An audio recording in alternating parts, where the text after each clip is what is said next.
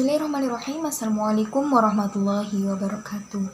Saya Nadia Skasari dari Fakultas Ilmu Tarbiyah, jurusan Tadris Ilmu Pengetahuan Sosial. Pada kesempatan kali ini akan berbagi ilmu mengenai salah satu model pembelajaran, yaitu model pembelajaran thematic learning atau model pembelajaran tematik. Nah, teman-teman, di sini saya telah menyusun infografis dari model pembelajaran thematic learning ini. Baik, yang pertama saya langsung saja akan berangkat kepada landasan teori. Nah, di dalam landasan teori ini, model pembelajaran tematik ada 3 ya. Yang pertama ada filosofis, yang kedua ada psikologis, dan yang ketiga ada yuridis. Nah, di dalam landasan teori filosofis ini ada 3 kandungan makna, yakni progresisme, konstruktivisme, dan humanisme. Yang pertama, progresisme. Nah, di dalam landasan teori progresisme ini ialah mengartikan atau mempunyai makna kreativitas dan pengalaman, yakni bahwasanya model pembelajaran tematik ini adalah model pembelajaran yang dapat mengasah kreativitas dan pengalaman siswa. Kemudian yang kedua ada konstruktivisme. Nah, di dalam konstruktivisme ini berarti bahwa model pembelajaran tematik ini mengusung tema tentang gejala alam sekitar atau kejadian sekitar yang biasa dialami oleh peserta didik. Nah, yang ketiga humanisme, yang berarti bahwa model pembelajaran tematik ini tidak hanya mengajarkan tentang knowledge atau pengetahuan saja, akan tetapi juga tentang sisi humanis atau kemanusiaannya. Baik, yang kedua ada landasan psikologis. Nah, psikologis ini biasanya terkait dengan perilaku dan sikap. Ya, jika dalam ilmu pengetahuan sosialnya itu biasanya berhubungan dengan interaksi sosial, hubungan dengan masyarakat, dan lain sebagainya. Nah, di dalam model pembelajaran tematik ini, di sini tertulis pengelolaan emosional, sikap, dan perilaku. Nah, maknanya bahwa kita selaku calon pendidik atau pendidik nantinya gitu ya harus mampu mengelola emosi, baik itu sikap, perilaku, mental, dan yang lainnya, baik di dalam proses pembelajaran di kelas maupun di luar kelas. Begitu juga dengan peserta didik, kita juga selaku calon pendidik harus mampu mengontrol emosi dari siswa itu sendiri. Seperti yang kita ketahui bahwa emosional pendidik dan peserta didik itu akan sangat berpengaruh pada hasil belajar nantinya. Yang kedua, yang ketiga ada yuridis. Nah, di dalam yuridis ini seperti yang kita ketahui ya, apabila kita ingin menerapkan sebuah model pembelajaran di suatu lembaga pendidikan ya, sekolah, tentu harus mempunyai landasan yuridis atau landasan hukumnya. Nah, di sini di dalam model pembelajaran tematik ada 2 landasan. Yang pertama, Undang-Undang Nomor 20 Tahun 2003 dan yang kedua Undang-Undang Nomor 23 Tahun 2002. Baik teman-teman, setelah mengetahui apa sih landasan dari pembelajaran tematik ini, kemudian kita berlanjut kepada pertanyaan apa sih itu thematic learning. Nah, di sini saya telah mengambil pengertian pembelajaran thematic learning dari buku Mamat dan kawan-kawan tahun 2007, yakni pembelajaran tematik adalah pembelajaran terpadu yang melibatkan beberapa pelajaran bahkan lintas rumpun mata pelajaran yang diikat dalam tema-tema tertentu. Nah, di sini juga berarti teman-teman pembelajaran tematik ini adalah pembelajaran yang lebih menekankan kepada siswa untuk berproses secara aktif di dalam kelas. Nah, sehingga nanti siswa itu dapat memperoleh pengalaman langsung dan terlatih untuk dapat menemukan sendiri berbagai pengetahuan yang dipelajarinya. Nah, di sini juga dituliskan bahwa model pembelajaran tematik ini merupakan model lintas rumpun ya, karena mengingat model pembelajaran tematik ini menggabungkan beberapa mata pelajaran ke dalam suatu tema. Namun di sini aku lebih menspesifikkannya ke dalam rumpun pribadi atau personal, karena menurutku pembelajaran model thematic learning ini lebih menitik beratkan kepada pengasahan kemampuan siswa secara individual gitu. Kemudian selanjutnya kita akan berangkat kepada apa sih tujuan dari model pembelajaran tematik ini. Nah, di sini saya telah menuliskan ada 4 tujuan dari model pembelajaran tematik, yakni yang pertama ada meningkatkan pemahaman konsep, yang kedua mengembangkan keterampilan, yang ketiga menumbuh kembangkan sikap positif, dan yang keempat adalah menumbuh kembangkan keterampilan sosial. Baik, selanjutnya teman-teman, setelah mengetahui apa itu tujuan dari pembelajaran tematik, kita akan berlanjut kepada sintaks atau tahap pembelajaran tematik. Nah, di sini sebetulnya teman-teman model pembelajaran tematik ini merupakan salah satu jenis dari model pembelajaran terpadu begitu.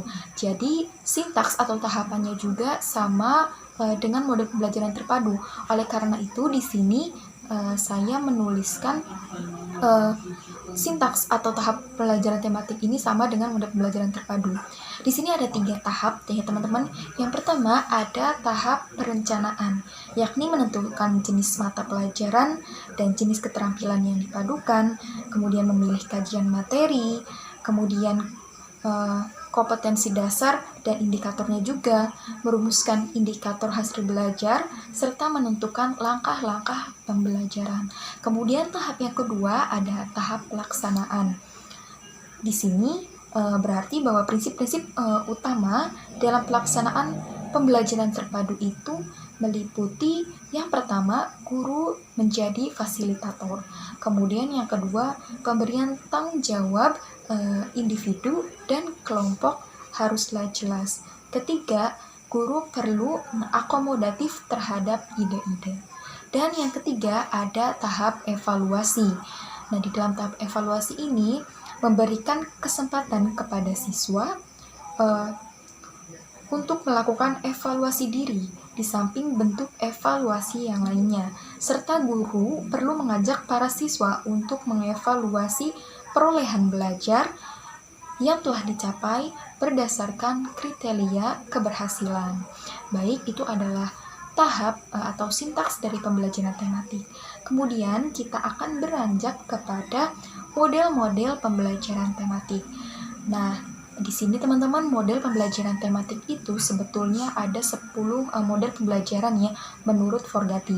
Namun di dalam pendidikan Indonesia yang diaplikasikan itu saat ini hanya ada 3. Yang pertama ada connected atau keterhubungan, yang kedua ada spiderwebbed atau jaring laba-laba, dan yang ketiga ada integrated atau terpadu.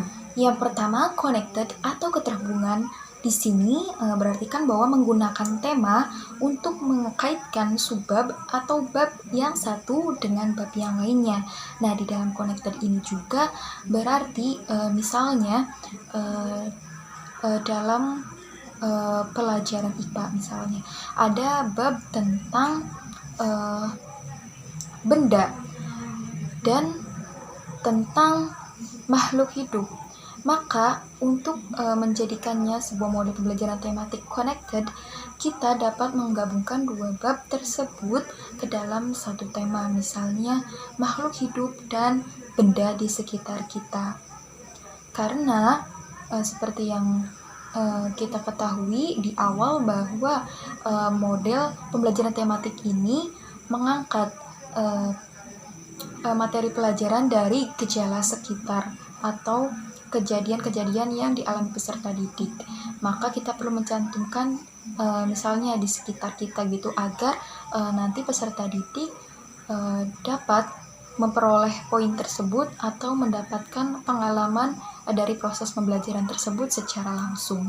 Kemudian yang kedua dalam spiderwebbed atau keterhubungan. Di sini dijelaskan bahwa penggabungan mata pelajaran diajarkan seperti biasanya menggunakan jadwal pelajaran.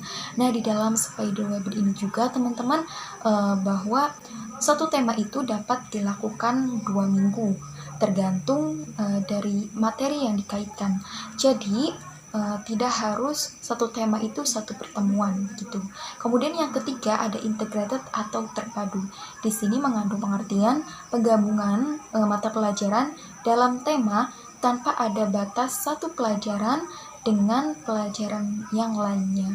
Nah, di sini di dalam integrated atau terpadu ini subtema yang diangkat itu dilakukan setiap hari tanpa ada jadwal pelajaran lainnya, tetapi hanya jam pelajarannya saja yang ditekankan. Nah, itu dia 3 model tematik yang saat ini dilangsungkan atau dijalankan di Indonesia. Kemudian kita akan berangkat kepada bagaimana sih cara menyusun pembelajaran tematik ini. Nah, di sini saya telah menuliskan ada 5 tahap dalam menyusun pembelajaran tematik. Yang pertama, menentukan tema yang menarik dan sesuai perkembangan siswa. Dan yang kedua, menyusun matriks tematik selama 1 semester. Yang ketiga, menyusun jaring laba-laba setiap tema. Ini apabila kita menggunakan model jaring laba-laba ya atau Spiderweb. Jika kita menggunakan model connected atau keterhubungan, maka kita selanjutnya menyusun skema tema dari connected itu. Tergantung model yang kita pakainya ya, kalau yang ketiga ini. Kemudian yang keempat ada menyusun program semester, silabus, dan RPP. Dan yang ketiga melaksanakan tematik di dalam kelas.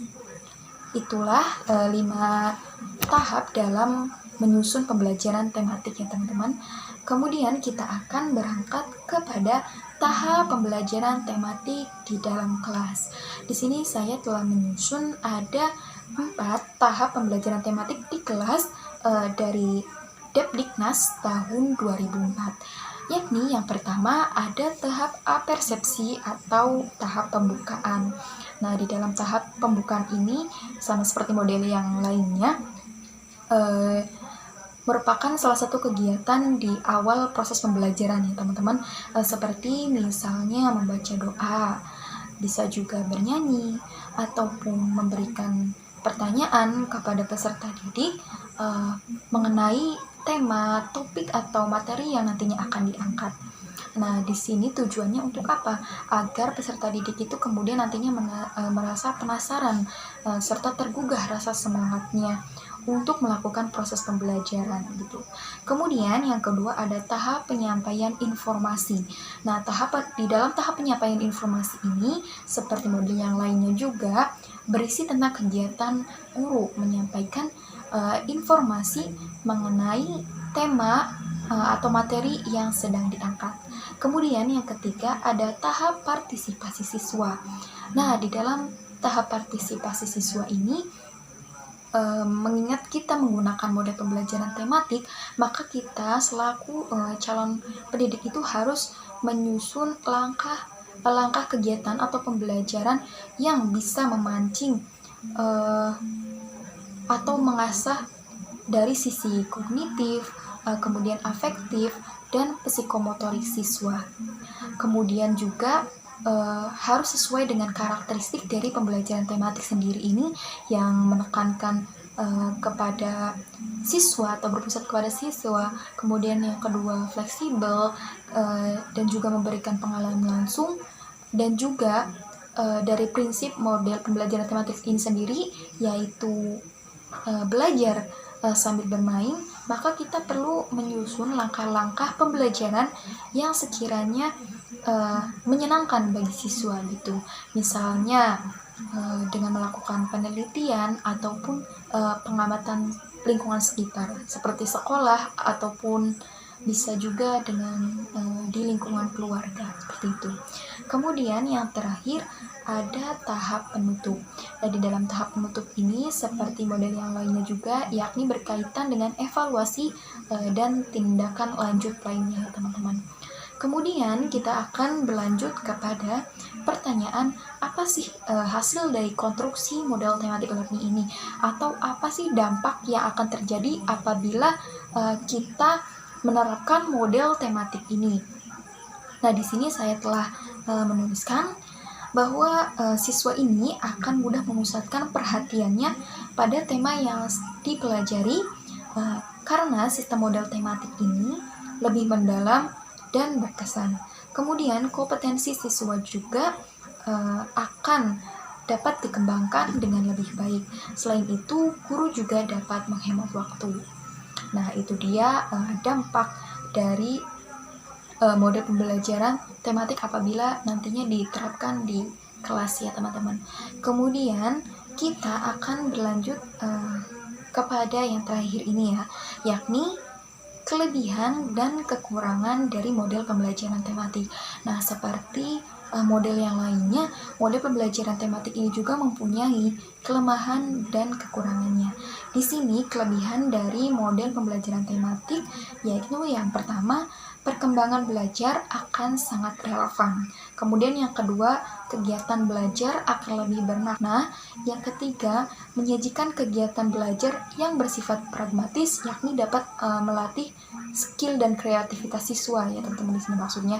Kemudian yang keempat adalah mengembangkan keterampilan sosial siswa. Dan kekurangannya adalah yang pertama, perencanaan dari pembelajaran tematik ini akan memakan waktu dan tenaga yang lebih banyak. Kemudian yang kedua, tidak berurutannya materi yang sedang diajarkan. Kemudian yang ketiga, penyiapan media perlu disesuaikan dengan pilihan tema. Itu adalah kelebihan dan kekurangan dari model pembelajaran tematik. Nah teman-teman, itulah skema dari pembelajaran tematik ya. Dan ada satu lagi tambahan, jika ada pertanyaan di mana sih harusnya pembelajaran tematik ini diterapkan atau di jenjang mana sih pembelajaran tematik ini diterapkan. Nah, di Indonesia sendiri menurut informasi yang saya dapat, pembelajaran tematik ini saat ini lebih difokuskan kepada siswa sekolah dasar ya, atau jenjang sekolah dasar, khususnya kelas 1 sampai 5, karena mengingat usia anak pada jenjang sekolah dasar itu sangat membutuhkan pembelajaran atau pengajaran yang lebih bermakna dan berkesan seperti itu. Namun tidak menutup kemungkinan juga model pembelajaran ini bisa diterapkan di jenjang SMP maupun MTS. Tentunya nanti dengan mengangkat tema yang lebih tinggi. Baik teman-teman, itulah informasi mengenai pembelajaran thematic learning atau pembelajaran tematik ya yang dapat aku bagi pada kesempatan kali ini. Mohon maaf apabila ada kekurangan dan semoga bermanfaat bagi kita semua. Terima kasih. Wassalamualaikum warahmatullahi wabarakatuh. Salam calon guru hebat.